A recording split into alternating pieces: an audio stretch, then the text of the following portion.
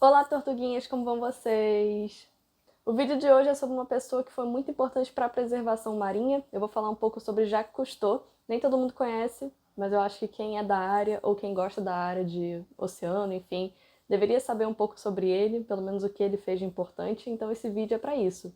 Minhas redes sociais estão sempre aqui do lado se vocês tiverem alguma dúvida ou alguma sugestão de vídeo, também tem os comentários aqui para isso, também tem na descrição como contribuir com o meu canal, e também o link da vaquinha da minha lente teleobjetiva que eu preciso muito. Inclusive tem uma novidade vindo por aí em janeiro, então se preparem.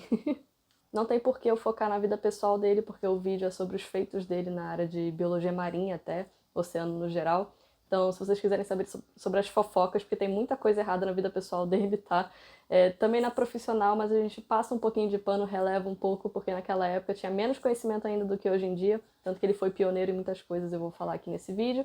Mas sim, ele cometeu alguns erros bem graves do ponto de vista ambiental, mas é aquilo, infelizmente, naquela época ninguém sabia melhor. Então, por isso que eu dou um descontinho. Hoje em dia não tem desculpa mesmo. Inclusive para ambientalistas famosos cometerem os mesmos erros de expor os animais e tudo mais, né? E pegar sem autorização e ficar incomodando, que é uma coisa que a gente vê muito na área. Jacques-Yves Cousteau nasceu em 11 de junho de 1910 numa região da França e foi um cineasta, aventureiro e ambientalista. Ele começou a se interessar mais pelo mar e seus mistérios depois que se acidentou e precisou fazer algum tipo de recuperação, então deram a ideia dele nadar no mar até fazer pesca subaquática, aquela que usa um arpão e só uma máscara de mergulho. Então por isso que ele começou a se aventurar mais. E claro, cresceu esse interesse também pelo que tem embaixo da água, né? Porque até então ninguém sabia ou sabia muito pouco. Ah, é interessante falar que ele entrou para a Marinha Francesa e se tornou oficial. Então tem tudo a ver, né? Justamente por causa desse interesse de pesca subaquática e de explorar o que tem debaixo da água, ele sentiu a necessidade de passar mais tempo debaixo d'água, né? Porque o ser humano só consegue alguns minutos muito bem treinado. Então, o que ele propôs? Ele e outros colegas inventaram o aqualung. Aqualung é em inglês, né? Aqualung é em francês. Então, isso foi lá para 1943. Acho que eles começaram em 1942, mas conseguiram mergulhar de fato em 1943. E por que isso foi tão importante? Naquela época já tinham os equipamentos de mergulho, mas nenhum era de forma autônoma. Ou seja, eu estava sempre conectado com alguma coisa. O Jacques era muito aventureiro e muito ligado ao oceano, então ele queria alguma coisa que o tornasse independente. Então ele praticamente inventou assim o primeiro cilindro de mergulho independente. Você só bota nas costas e mergulha. Então isso já foi um avanço fenomenal, não só para a exploração marinha, no caso de biodiversidade e tudo mais, mas também para curiosidade, né? Descobrir o que tem lá embaixo. Então ele não inventou equipamentos de mergulho, o que ele fez foi modificar alguns que já existiam para tornar o primeiro do mundo independente. Então, isso que ele fez. Ele não inventou o primeiro equipamento de mergulho, ele inventou o primeiro equipamento de mergulho autônomo. Ou seja, que você pode sair por aí nadando sem estar preso a nada. Então, depois dele conseguir essa independência que tanto queria, ele passou a se aventurar mais ainda, como ele era cinegrafista, passou a gravar mais ainda o fundo oceânico, pelo menos que ele conseguia chegar, e passou a gravar também, foi um dos pioneiros a fazer filmes com a temática marinha. Então, um dos filmes dele ganhou um Oscar até em 1955, o nome é Mundo do Silêncio. Tá, legal, ele fez filmagens e filmes sobre o oceano. O que isso importa?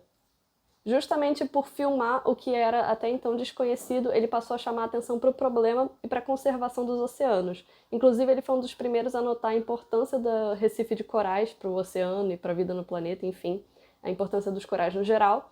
E também, infelizmente, acabou acompanhando um pouco do branqueamento e da morte dos corais. Como eu falei, ele cometeu sim alguns erros, mas o ponto é, ele foi um dos pioneiros na preservação marinha. Ele foi um dos primeiros, até o primeiro, a mostrar, como o nosso ambiente marinho é rico, como o nosso oceano é rico em biodiversidade, enfim, essencial para o funcionamento do planeta. Por isso que precisamos conservá-lo. Afinal, um dos conceitos de educação ambiental é justamente mostrar ao público o que a gente está tentando proteger e por que devemos proteger. Não adianta nada você falar, precisamos proteger o fundo marinho, e a pessoa, o público no geral, nem saber o que tem no fundo do oceano, né? Então, esse é um dos conceitos. A gente tem que mostrar ao público o porquê e o que devemos proteger, justamente até para eles criarem esse laço de não, eu conheço esse animal, acho esse animal bonito, esse animal é importante por tal motivo, então vamos protegê-lo. Então ele passou a ser o porta-voz desse tema.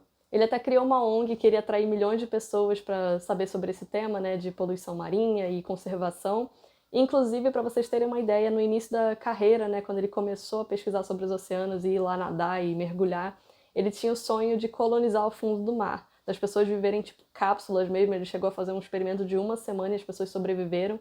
Mas depois de um tempo que ele começou a estudar mais e ver o problema real na prática, ele pensou, se a gente não cuida nem da nossa terra, que é tão conhecida e tão, sabe, que a gente vê todo dia e convive todo dia, a gente cuida, quem dirá o oceano, que a gente mal conhece. Então ele desistiu dessa ideia, falou que era péssima ideia.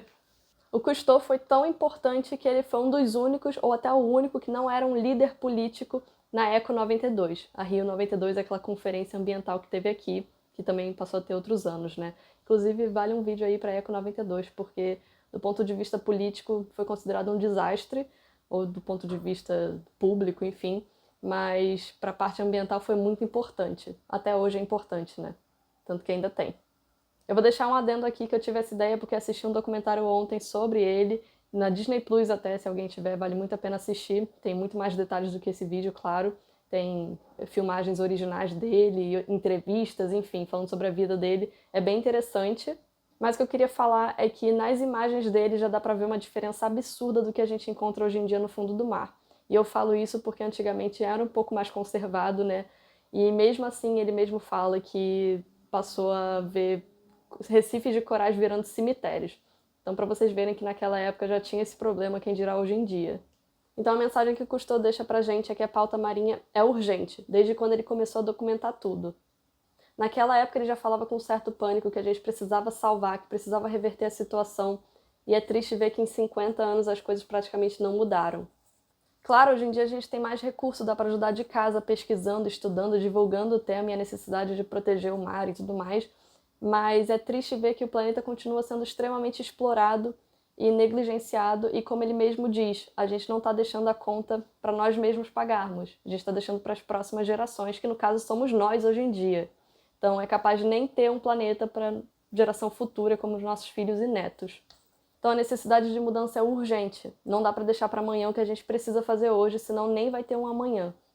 Então apoiem as causas, se conscientizem sobre a produção e descarte de lixo e conscientizem os outros também. Apoiem empresas conscientes e responsáveis e também cobrem políticos e outras pessoas que têm poder para mudar agora. Porque assim a gente precisa fazer nossa parte, de pouquinho em pouquinho a gente vai fazendo a diferença, mas ao mesmo tempo a gente também precisa de ajuda vindo de cima. E a gente sabe que nem sempre isso acontece, muito pelo contrário.